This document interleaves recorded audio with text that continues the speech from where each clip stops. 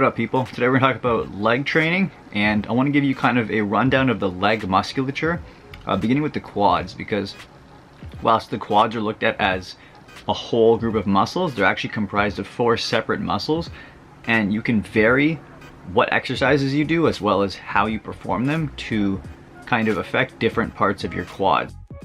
So starting off in no particular order, we have the Vastus Medialis, which goes from the inside of your thigh to your lower leg. Next we have the Vastus Lateralis, which goes from the lateral side, the outside side of your leg, down to your lower leg. Finally we have the Rectus Femoris, which goes from your hip down to your lower leg. And lastly we have the Vastus Intermedius, which lies underneath your Rectus Femoris and goes from your thigh bone down to your lower leg bone. Now, sorry about the hair and the lack of definition, but let's talk about the hamstrings. Now, the hamstrings are made up of 3 separate muscles. First one being the bicep femoris, so pretty much a bicep of your legs, and it's got 2 heads. The first head crosses the hip down to the outside of the lower leg, and the smaller head goes from the thigh bone at the back down to the lower leg.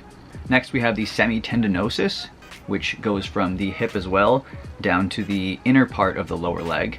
And underneath that we have the Semimembranosus, which goes from the same exact location to the inside of the thigh as well. Next we have the glutes. Stop staring at my bum, but let me explain. 3 muscles. First is the Gluteus Maximus, the biggest muscle in the body. Its primary function is to extend the hip, and then moving more to the side of your leg, you have the glute medius and the glute minimus, which somewhat assist in hip extension, but their main function is to sort of rotate your leg outward. Alright, now we get started with our warm-up. Now, just because this is a leg day, I still do an upper body warm-up. Just a couple quick movements for my rotator cuff and my shoulders, because I want to be as mobile as possible when I'm doing stuff like back squats or Romanian deadlifts or stuff like that. So just a couple things, as you can see here, some scarecrows as they're called, which are for your rotator cuffs. Just a little bit of rotation as well as some upright rows. And then I just do a couple quick movements of my shoulders. As you can see, I'm rotating the dowel through a very large range of motion of my shoulders. If you guys can't do this, it's okay. Please don't hurt yourselves. But I've sort of built up a lot of shoulder flexibility over the years, and it's safe for me to do. Next, I move on to a lower body warm-up. I just start off with some basic bodyweight squats because it's important to do dynamic movements as opposed to static holds, such as a bodyweight squat versus a standing quad stretch. You don't want to actually hold stretches before your workout because it's going to not only take out some of the tension from your muscles, but it could lead to injury when you actually go ahead and do the movement. So next you just see me doing some quick hip swings. I like these. It really helps sort of open up my hips, make sure everything's moving and mobile, make sure I get my glutes firing as well, which are super important on leg day. A lot of guys don't get their glutes engaged, and this is why they not only don't grow their glutes, but they also kind of like lack a bit of power when it comes to movements like the squat. Next I move on to some bodyweight lunges.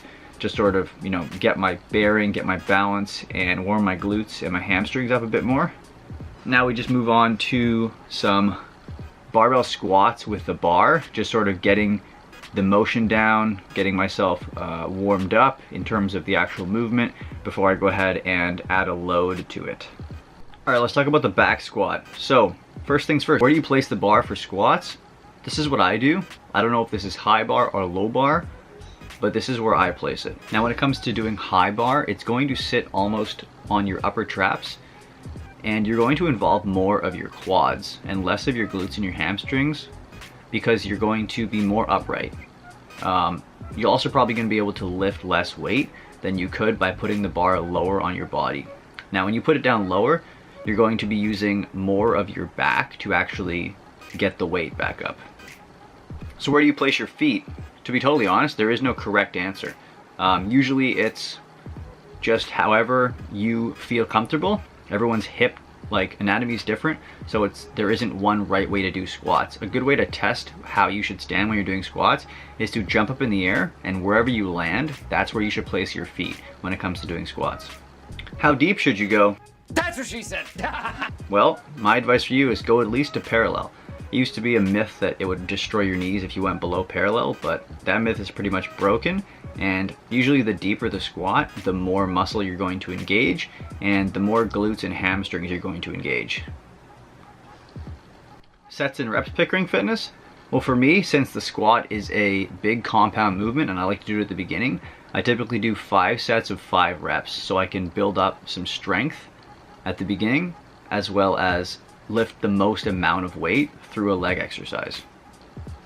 Key things to keep in mind: try to keep your neck neutral, so don't do a squat and completely arch your neck upwards trying to look at yourself in the mirror. You might hurt your neck this way. When it comes to those who have heels coming off the ground, 2 things to fix this. It either is a lack of ankle flexibility, which means you should stretch your ankles, or simply take a small plate, a 2.5, put it underneath each heel, and then try doing squats that way. This should really help with your heels staying on the ground. Last common mistake I see with squats is people who let their knees cave inward. This is typically because you have weak glutes or you're not actively thinking about engaging your glutes. Throughout the whole movement, focus on engaging your glutes and keeping your knees pointed outward. Pickering Fitness, I don't want to do back squats. That's fine, you can do goblet squats. Take a dumbbell, hold it out in front of you like a goblet, close to your body, and perform a squat. It may feel weird because the weight's in front of you and you may feel like you want to fall over. But keep your core tight and it'll be okay. Alright, next thing I do is give the quads a rest and I start working on my glutes and my hamstrings. I love these Romanian deadlifts.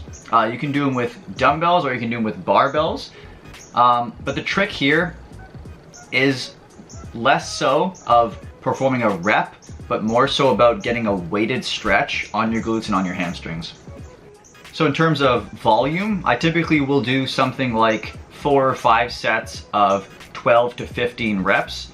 I find that it's easier for me to do higher reps because I don't have to increase the weight so much to the point where either my lower back hurts or I just simply can't hold the dumbbells or barbell. So in terms of form, I like to keep my feet slightly narrower than shoulder width. I keep my hand grip pretty much close to my legs in terms of width. And when it comes to actually performing the movement, one of the common mistakes is people holding the weight way too far out in front of them, when in reality, you want to almost touch whatever weight you have against your shins. Just like every exercise, you want to keep kind of a neutral spine, so engage your core, keep your back somewhat straight, and you almost want to just hinge forward at the hips without letting your back round. We want to place a lot of emphasis on the glutes and the hamstrings, and this is the way to do it. So gently let the weight down, stick your butt back, feel a stretch. In terms of where to go when you come to the bottom, I like to go pretty much the middle of my shins or to the point where if I go any farther, my back will round. You don't want that. So straight back, and then engage your hips, engage your hamstrings, engage your glutes, and almost hump the air, so to say. And when you come back to the top, a big squeeze on your glutes is really gonna help engage them. All right, next thing I do is a leg press to get a bit more volume for my legs overall. Now you can do high reps or low reps. I will typically do 4 or 5 sets of maybe 8 to 12. Now leg press is pretty self-explanatory, but I'm gonna give you a couple tips when it comes to foot placement on the actual machine. Now the lower you put your feet on the leg press, the more of your quads you're gonna involve. The higher you put them on the leg press, the more of your glutes and your hamstrings you're gonna involve. When it comes to width, the wider you go with your feet, the more of the inner leg you're going to use and your adductors. And then the more narrow you go with your feet, the more of the outer leg you're going to use. So that's a quick tip right there for isolating different parts of your legs with foot placement.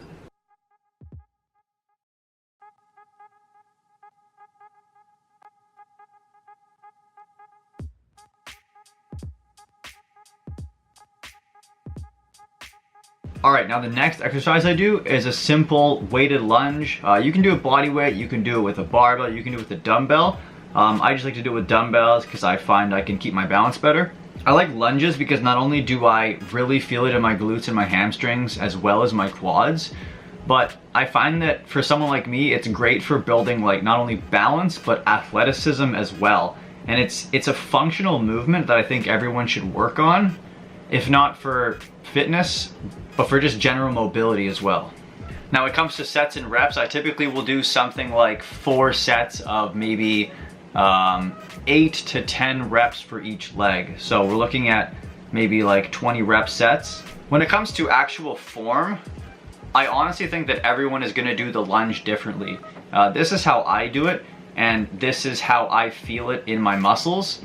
I sometimes find that if I'm more upright, I lose my balance, or if my back leg is a bit in front of where it is right here, then I sometimes lose my balance. And I just find that the wider stance, even though it looks awkward, is what I do and what's comfortable for me.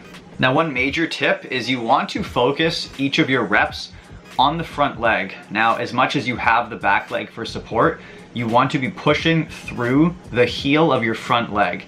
In terms of variations for the lunge, you see me doing 1 leg at a time, all 8 to 10 reps. You see me doing alternating reps. You also see me doing walking lunges as well as reverse lunges. These are all great examples of things you can do to not only like vary up your exercises so it doesn't get boring, but to also kind of do different movements because walking lunges do have their place from both a functional perspective as well as a muscle building perspective. The next thing I do is the accessory movements of my leg workout, which is the leg extension and the leg curl. Now we're gonna start off with the leg extensions. Typically I'll do a superset where I do 1 set of leg extensions followed immediately by 1 set of leg curls, just to kind of be more efficient and because it's not that taxing to do them back to back.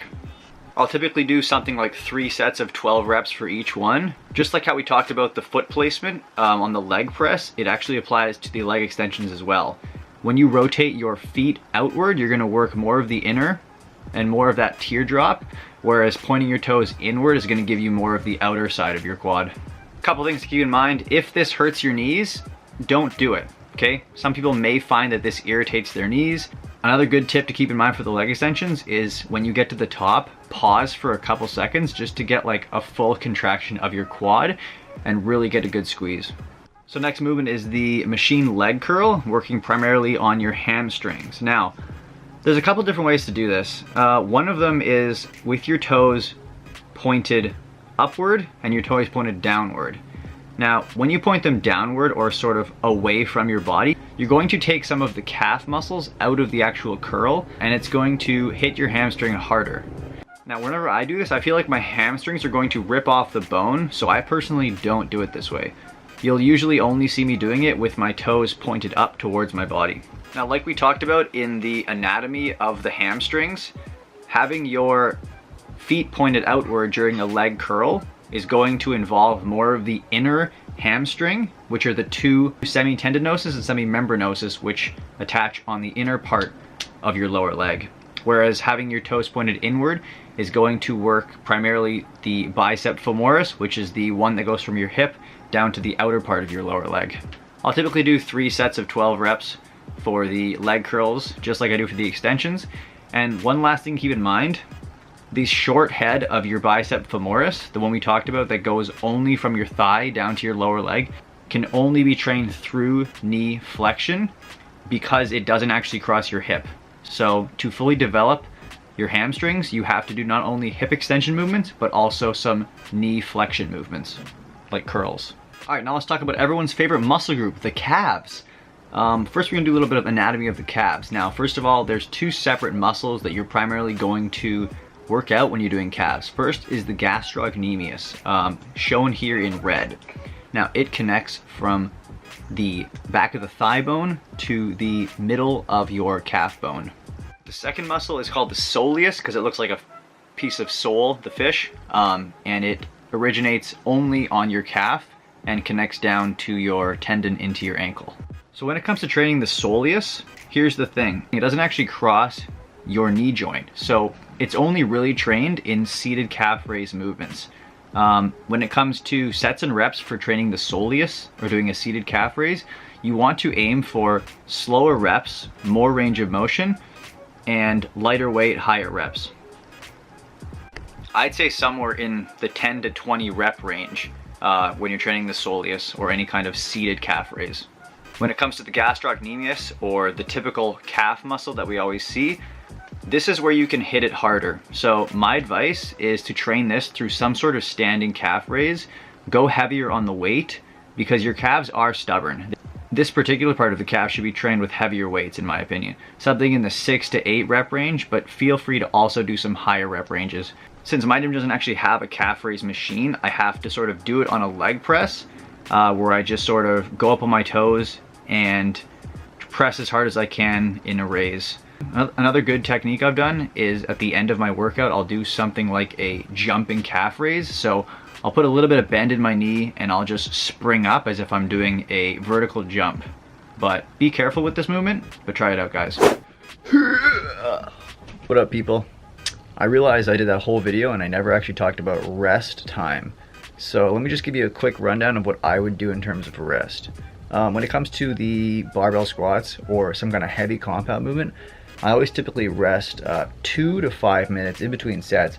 Seems like a lot, but when you're going actually heavy, even 5 sets of 5, it is important to kind of like not only recover your cardio system, but also like your central nervous system, because it has to kind of adapt to lifting heavier weights and recover as well. Moving on to stuff like the leg press or stuff like the Romanian deadlifts. Feel free to rest more or less than anything I say. I'm just giving you guys my recommendations. So when it comes to those, I rest anywhere from like 2 minutes, 90 seconds, unless I need more. Sometimes the Romanian deadlifts kill me. I need a little bit more rest. But 90 seconds to 2 minutes is pretty good. And then when it comes to everything else, like the lunges, 90 seconds, 2 minutes if I need it. Depends just how heavy you're going. If you're going a bit heavier, rest a bit more. If you're going for more of a cardiovascular based workout, maybe 30 seconds to a minute. And then usually when I go down and do stuff like the machine work, I'll either do a superset, so no rest in between both exercises, or I'll do something like 30 seconds rest, just because it's not that taxing and I just want to like kind of get through leg day, because leg day sucks. Anyways, hope you guys enjoyed the video. I'm going to do potentially like the other workouts, such as what I do for chest, what I do for arms and shoulders, what I do for back. This video took me a while to edit, so keep that in mind. Don't expect them soon. Expect them sometime though. And I want to thank you all for watching. Hopefully you guys learned something. And if you guys have any more questions about leg training, leave me a comment, subscribe if you want, and oh yeah, peace, love, and tranquility.